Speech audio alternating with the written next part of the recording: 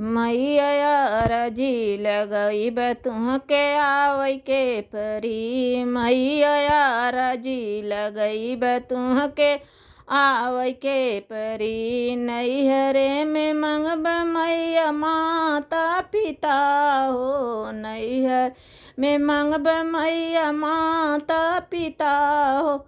मंगब भैया से भतीजवा तुह के देवै के परी। मंगब भैया से भतीजवा तुह के देवै के परी।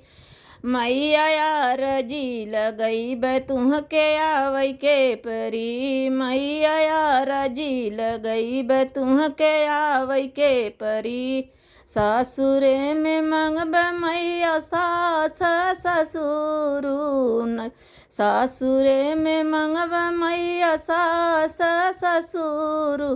मंगब लाहुरी ननदिया तुह के देवै के परी। मंगब हुरी ननदिया तुह के देवै के परी। मैया अरजी लगई तुह के आवै के परी।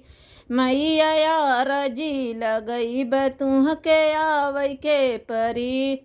पना के मंगब मैया मांगी में सिंदूरवा। पना के मंगब मैया मांगी में सिंदूरवा। मंगब गोदिया में बालकवा तुह के देवै के परी। मंगब गोदिया में बालकवा तुह के देवै के परी।